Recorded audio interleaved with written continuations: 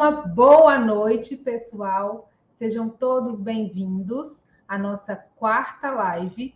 E qual é o nosso tema, Laís? Quais os cuidados com o reconhecimento do tempo de contribuição. Sabe por quê, pessoal, esse cuidado que nós devemos ter?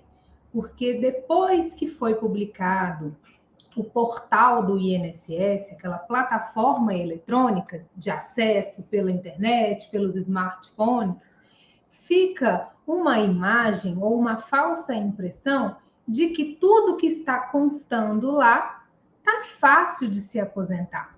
O próprio INSS e o próprio simulador, que é uma ferramenta do meu INSS, dá a entender que as pessoas já estão aptas à aposentadoria, porque as informações que estão na base de dados lá do governo federal são suficientes para se aposentar. O próprio INSS faz esta propaganda. São inúmeras as recomendações de que não precisa nem de advogado, né, Laís? Não precisa. Como se, olha, você pode clicar que você vai conseguir se aposentar.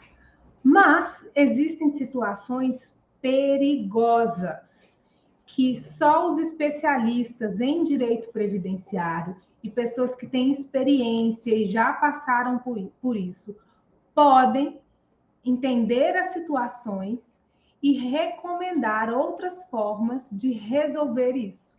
E como a gente já passou por inúmeras experiências nesse sentido, nós entendemos que é algo a ser falado para os advogados que pretendem atuar com planejamento previdenciário. Porque lembram na nossa primeira live que nós dissemos que não basta imprimir o simulador de aposentadoria do INSS? Não basta. Que o planejamento previdenciário é muito mais do que isso? Então, não basta analisar o extrato previdenciário que está na plataforma. É importante vocês terem atenção a uma série de situações que podem impactar no resultado nos cenários das aposentadorias. Não é mesmo? Não é que o simulador, pessoal, ele não traz alguma informação útil ou que a gente não pode utilizar, mas aquilo que ele traz não é uma verdade absoluta, né? Nós não podemos encarar o simulador do INSS como uma verdade absoluta, porque aquelas informações são as informações que estão no sistema e o robô, né, que existe dentro desse simulador do INSS, ele não faz análise do tempo. Ele não identifica situações em que o tempo não vai ser computado lá na hora que o servidor vai pegar realmente para analisar. Isso. Ele não faz essa identificação. Então, ele cria uma falsa expectativa, principalmente para o nosso cliente, que ele visualiza o simulador. Ah, faltam 5 meses para eu aposentar, que no simulador está falando isso. Mas quando vai ver, lá na contagem do tempo dele, está considerando um período em que todas as contribuições estão abaixo do mínimo. E a gente sabe que se não complementar, não vai contar. Mas o simulador, ele não faz essa avaliação do tempo. É porque o que a Laís está querendo dizer, em outras palavras, é que o robô, né, a máquina, faz a contagem do tempo, que sai lá no simulador.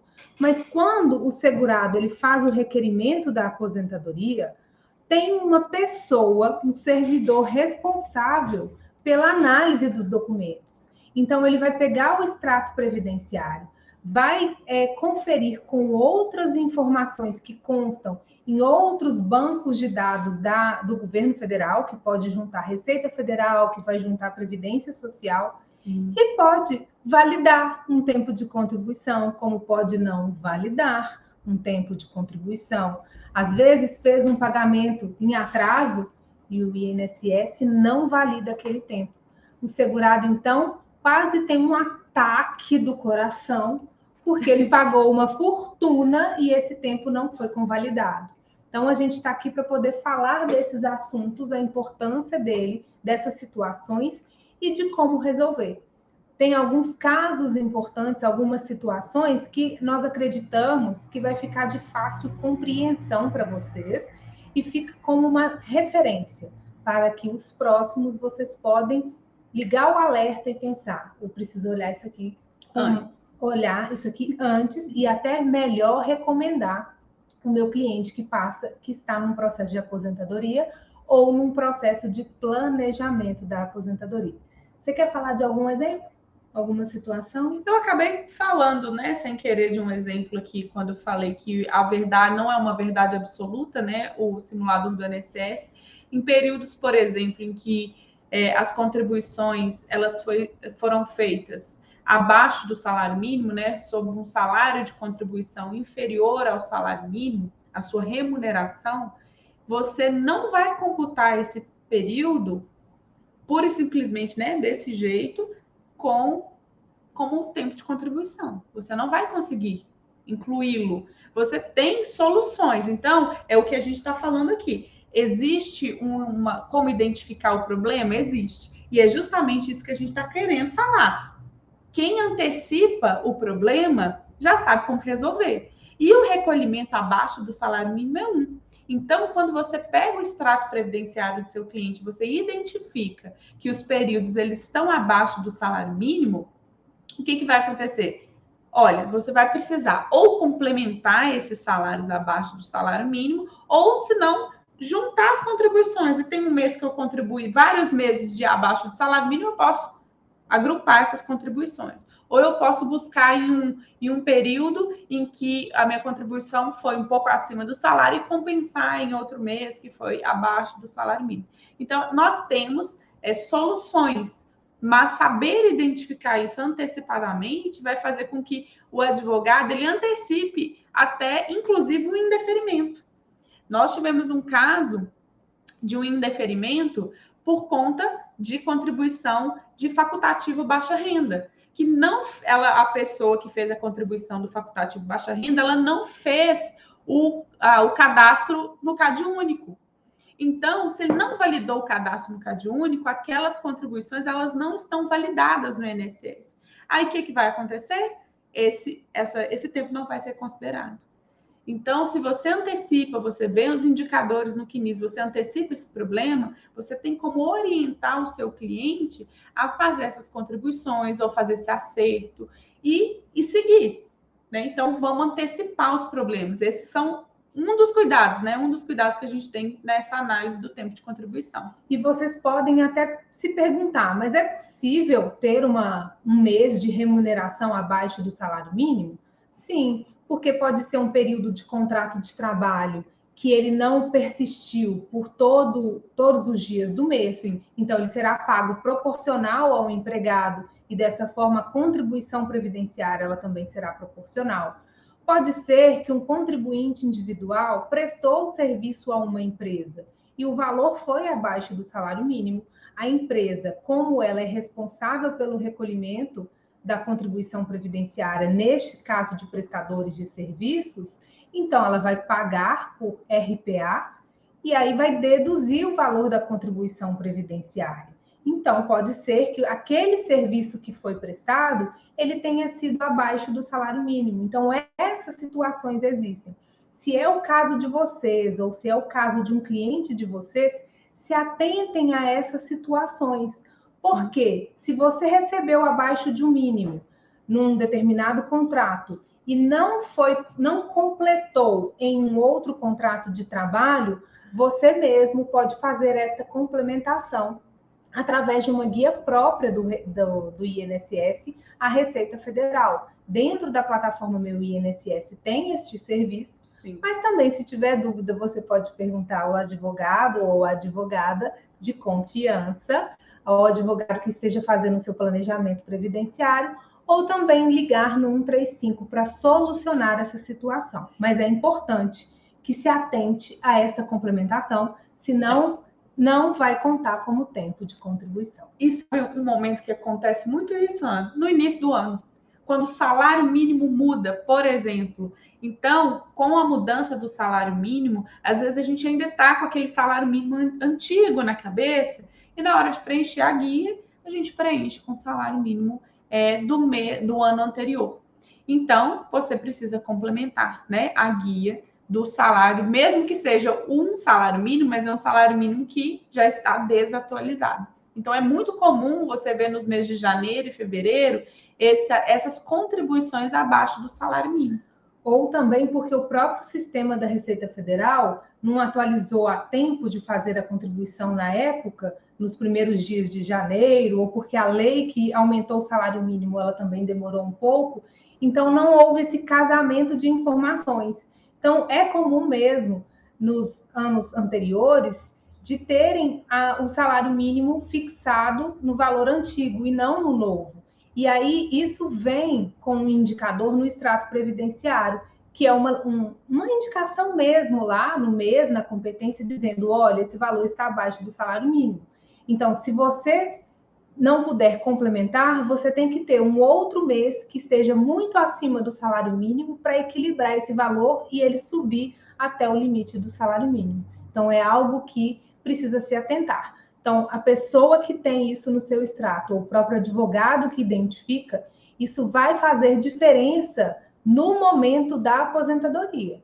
Porque no momento em que faz só uma simulação, você está contando o tempo. Ele está no seu CNIS, a máquina está lendo a informação. Então, ele vai contar aquele mês como um mês de contribuição. Mas quando o servidor fizer a análise e ele se deparar com esse indicador, ele vai negar. E sabe o que está acontecendo? Nem sempre o servidor do INSS, ele abre a oportunidade ao segurado ou ao seu procurador de corrigir isso, de pensar, servidor, existem tantos meses que, servidor não, segurado, existem tantos meses que estão abaixo do salário mínimo. Você deseja complementar? Porque é possível essa abertura, né? De dar este contraditório aí. Mas tem servidor que não faz isso. E aí eles preferem deferir o benefício. Então, perde tempo, é frustrante, porque existe uma legítima expectativa. Então, por isso que a gente está aqui, para alertar sobre esses cuidados do tempo de contribuição, para que o seu planejamento previdenciário fique o mais correto, fidedigno com aquilo que você passou para o seu cliente. E saber, inclusive, Ana, os períodos da Lei Complementar 123, os períodos como microempreendedor individual, porque às vezes o CNIS, que é migrado lá automaticamente para o simulador, ele não faz a leitura dessa informação. E a gente sabe, né? O advogado que está assistindo, a gente sabe, e às vezes até o próprio segurado não sabe, que quando a contribuição é menor, né? A alíquota menor, esse segurado ele não vai ter direito às aposentadorias por tempo. Então, ele precisa complementar essas contribuições até chegar na alíquota de 20%. Então, gente, não adianta a gente fazer planejamento previdenciário para recolher 11% do teto, porque não vai, isso não existe. Nós não conseguimos recolher 11% do teto. 11% é apenas do salário mínimo. E uma pessoa que a vida inteira recolheu o salário mínimo, né, e recolheu nessa alíquota reduzida, seja de 11%, seja de 5%, se ela tem a expectativa de aposentar por tempo, você precisa informá-la que essas contribuições, elas precisam ser complementadas para que ela consiga aí garantir o direito de uma aposentadoria que não tenha a idade como critério. Isso. E só para acrescentar o que a Laís está falando sobre essa questão de aposentadoria por tempo e por idade, vocês podem falar assim, mas agora todas têm que ter idade. Sim, a regra é que, inclusive nas regras de transição da emenda constitucional, existe também a idade como mais um requisito a ser cumprido. Tem uma regra que não leva em consideração a idade, mas tem um fator previdenciário e ela é muito prejudicial. Mas quando a gente fala aposentadoria por tempo ou por idade, nesses casos que a Laís comentou, é só para dizer o seguinte, nessas aposentadorias por tempo, existe um tempo de contribuição muito maior, de 30 anos e de 35 anos de contribuição para o homem, com a possibilidade de ter mais tempo de contribuição e uma idade menor. Uma aposentadoria por idade, ela tem um limite de 62 anos para a mulher e de 65 anos para o homem. Até que tem uma regra de transição para a aposentadoria por idade para a mulher, que está ainda em 61 anos e 6 meses, nesse ano de 2022. Mas a partir do ano de 2023, nós estaremos falando numa aposentadoria por idade para a mulher já aos 62. Então, o que tem que ser observado vai pagar como MEI? Vai pagar nessa alíquota de 11%, o MEI é 5% do salário mínimo. Vai pagar nessa alíquota de 11% do salário mínimo? tudo bem, mas você vai se aposentar mulher aos 62 anos de idade, ou você já tem muito mais tempo de contribuição que será possível se adequar a uma regra de transição que você pode se aposentar com 30 anos mulher ou 35 anos de contribuição homem e não necessariamente com 62 anos de idade ou 65 anos, entende? Então, esta avaliação ela é importante. Quando você verifica que no seu extrato previdenciário já tem esses indicadores de MEI, que você recolheu como MEI, ou na alíquota de 11%, você precisa avaliar. O advogado que está fazendo o planejamento precisa avaliar. Vale a pena continuar nessa forma de pagamento? Porque o resultado ele pode não ser o esperado pelo seu cliente lá no futuro. Então, já é uma amostra. No primeiro atendimento que o advogado pode fazer com o seu cliente, perguntar você sabe com qual modalidade que você paga as contribuições previdenciárias? Porque tem muita gente que sabe, eu pago no MEI. Então, já é uma informação que já anota ali, porque para poder explicar para o seu cliente quais são as consequências de uma aposentadoria que se paga como MEI, né? Que é uma aposentadoria mais tarde. Mas é um outro período também que precisa estar atento no momento de analisar uma aposentadoria no futuro. Outra questão interessante que merece esse cuidado, né, no reconhecimento do tempo, são os vínculos trabalhistas, né? Aquelas demandas, aquelas reclamatórias trabalhistas com reconhecimento de vínculo e a contribuição. Porque podem acontecer dois fatores, né? Um deles é a questão da prova que é feita nessa ação trabalhista, porque como as áreas da advocacia às vezes não conversam muito, né? Para o direito do trabalho, fazer um acordo ou reconhecimento ali já na primeira audiência, excelente, tanto para o advogado, tanto para o cliente. Mas quando a gente vem pegar essa informação e trazer ela para o direito previdenciário, a gente pode se deparar com problemas no reconhecimento desse tempo. Porque o INSS ele pode encarar, né, esse reconhecimento como se tivesse sendo uma lide simulada, a pessoa não tem a documentação, ela fez o acordo antes da produção de provas, então foi a prova no direito do trabalho, a prova testemunhal tem uma força diferente da prova no direito previdenciário. Então, vem esse reconhecimento de vínculo, se você não tiver uma documentação robusta, né, para poder demonstrar para o INSS que realmente você trabalhou e que esse vínculo existiu, você pode ter problemas aí no reconhecimento desse tempo. Ele pode estar na carteira, ele pode estar no CNIS, mas o INSS, ele pode não reconhecer esse período. E também a questão das remunerações. Porque quando é feito o acerto, né, lá na reclamatória trabalhista, é feita uma guia única de pagamento de contribuição previdenciária.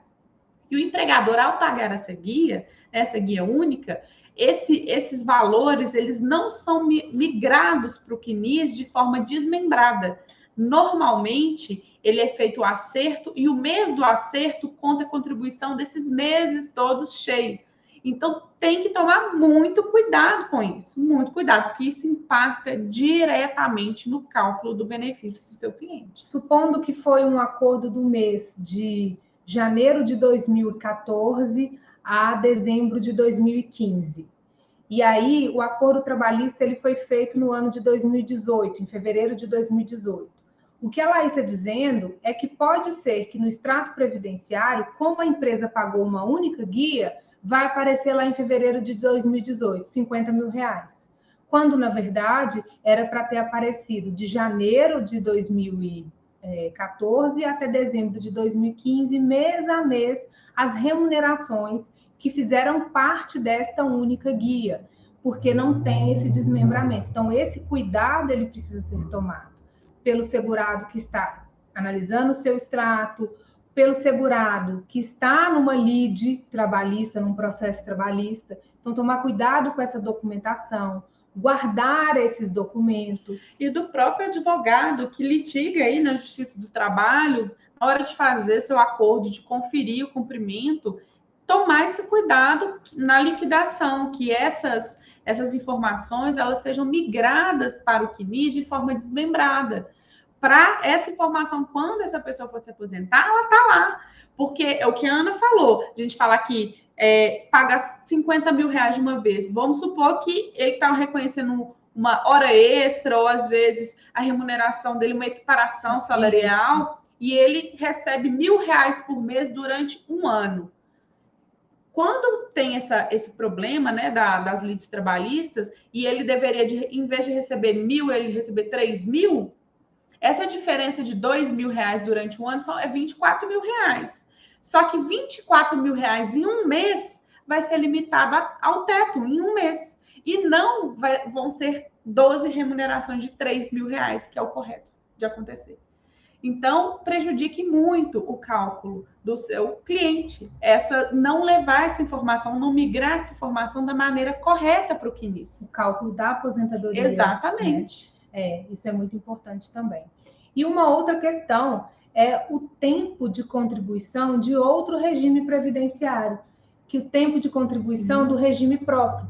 Uma pessoa pode ter sido servidora pública do Estado, de algum município, ou da própria União, pode ter servido o Exército, e aí precisa contar este tempo, ou tem direito de contar este tempo como tempo de contribuição. Como contar este tempo? Primeiro que precisa de um documento que chama certidão de tempo de contribuição. Uhum. Você não consegue levar ou averbar ou confirmar esse tempo no INSS sem ter esse documento, que é exigido em lei. Não tem jeito. E aí, já é importante ficar atento ao seguinte: períodos concomitantes, iguais, eles não vão contar nem duas vezes, nem vai somar, nem nada disso. Não adianta você ter um tempo em janeiro de 97 no regime próprio, quando você foi servidor público, e também ter um tempo em janeiro de 97 numa empresa que é regime geral. Isso não vai contar. Então, você quer um tempo que vai agregar no regime geral, você tem que pedir lá na administração pública uma certidão que vá complementar, que o período seja diferente. Ele não, sim, pode ser aqui, ó, na mesma data, nas mesmas competências, porque você não vai conseguir fazer isso. Agora, dentro dessa ideia de tempo fora, de outro regime, também a pessoa tem que estar atenta no seguinte: ela exerceu alguma atividade insalubre, ou é uma pessoa com deficiência que vai se aposentar num modelo, numa espécie de aposentadoria para a pessoa com deficiência? Se for, no momento de trazer esse tempo de outro regime, é importante que conste uma anotação na certidão mesmo. No período de janeiro de 97 a dezembro de 98, essa atividade foi considerada especial. Por quê? Porque o regime geral, o INSS, ele está recebendo tempo de outro lugar. Ele não fiscalizou aquele tempo de outro regime. Então, ele vai falar assim: eu não posso reconhecer como especial. O tempo já tem que vir especial do regime próprio. Então, na certidão, ele tem que só vir com a anotação: este período, ele é especial. Então, o servidor, o ex-servidor, o trabalhador, o advogado, tem que passar essa informação. Falar, ó, a CTC, ela tem que vir com essa anotação, para que ela possa, esse período, possa ser reconhecido como especial. Senão, não tem jeito de fazer isso. Não tem jeito de aceitar no regime geral esse tempo, e vai ter muito problema. Não adianta ficar fazendo vários requerimentos dentro do INSS, não. Adianta. Não adianta. Não tem jeito, deu erro, não deu certo, tá? Outra coisa, tem alguns trabalhadores que não vão se aposentar na modalidade especial ou desse tempo reduzido da pessoa com deficiência. E eles têm direito àquela conversão, né, Laís? A um plus de 40% para o homem e 20% para a mulher. Só que hoje esse plus ele é limitado. Na reforma da Previdência, na reforma da Previdência nós tivemos essa limitação. Sim. Foi na emenda constitucional 103. Então, também, no momento de fazer o planejamento da aposentadoria, é importante considerar isso. Eu quero reconhecer um determinado período como especial e convertê-lo em comum. Eu posso fazer isso até quando? Eu posso fazer isso até 12 de novembro de de 2019, que é a data de publicação da emenda constitucional. Depois disso, ou o tempo é todo especial para uma aposentadoria especial, ou você soma essa parte anterior à reforma com o tempo comum. Exato. Já passou 30 minutos que a gente está aqui falando. Foi rápido, pessoas, né? A gente fala demais. Mas é porque esses assuntos, eles são muito interessantes. A gente nem vê o tempo passando. Isso é verdade, assim. É muito interessante. E a gente está aqui, sobretudo, para falar com relação a esses cuidados, que a gente não está querendo falar que é proibido, que não vai conseguir, que quando tem esse porém, que vai dar errado a minha aposentadoria, eu não vou conseguir aposentar meu cliente. Não é isso. O que a gente está querendo falar aqui, que se você tomar alguns cuidados, né, na análise dessa documentação anterior, né, à pré-aposentadoria, você vai facilitar esse processo para o seu cliente. Você vai trazer e fazer com que lá no momento do requerimento, a aposentadoria saia do jeito que ele está esperando. Então, é um cuidado realmente para a gente ter antecipado. Então, se a gente vê um indicador de regime próprio, a gente sabe que a gente tem que ter uma CTC. Eu não preciso apresentar o processo e esperar uma exigência para abrir para o meu cliente para eu apresentar essa CTC. Sendo que, às vezes, a CTC não é conseguida no tempo que o INSS dá para cumprir a exigência. Da mesma forma, um PPP. Então, se eu sei que eu preciso desse documento, por que eu não posso me antecipar? Se eu sei que o meu cliente recolheu aqui abaixo do salário mínimo, por que eu não posso me antecipar e já falar para recolher a guia aqui, pegar a guia e complementar essa contribuição? Quando a gente antecipa o problema, né, a gente está mostrando para o nosso cliente a nossa preocupação, o nosso cuidado e, sobretudo, o conhecimento que a gente tem de causa. Isso passa segurança. Firmeza, ele sente segurança no advogado. Nossa, o advogado ou a advogada que eu contratei tem propriedade no que fala. Ele tem experiência. Então, aqui, a gente está mostrando para vocês alguns caminhos que vão facilitar o seu processo de planejamento, de construção desse planejamento da aposentadoria, mas também de oportunidades de demanda. Porque isso também faz parte da consultoria previdenciária, resolver essas situações. Talvez é uma antecipação de um estudo, de um levantamento do planejamento previdenciário, porque ele pode ser muito mais extenso do que imagina, porque cada segurado tem a sua história, o seu contexto, né? Então, assim, a previdência é uma caixinha. A história de vida das pessoas é uma caixinha, cada uma com as suas especificações. E faz essa vinculação anterior, essa preocupação que geram outras demandas. Por exemplo, um PPP que está errado e a empresa não vai consertar, eu consigo numa ação trabalhista. Um vínculo que não foi reconhecido, mas eu trabalhei nessa empresa, eu tenho documento, você tem uma ação trabalhista de reconhecimento de vínculo, né, com as remunerações, o tempo de contribuição.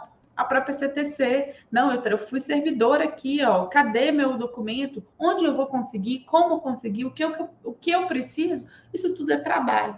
Isso tudo é uma forma de você cercar e fidelizar o segurado, fidelizar o cliente para que você planeje uma aposentadoria que vai ser deferida. A gente quer que a aposentadoria planejada seja uma aposentadoria deferida. Então, quanto mais você se antecipar esses dificultadores, né, que o INSS coloca, né, no momento da aposentadoria, melhor. São obstáculos que são possíveis ser ultrapassados ou eliminados. Então, essas são as situações, o cuidado que nós passamos para você nesta live de hoje. E na semana que vem, nós temos um webinário que nós vamos tratar também de outras questões relacionadas ao planejamento previdenciário. Vamos descomplicar. Descomplicado.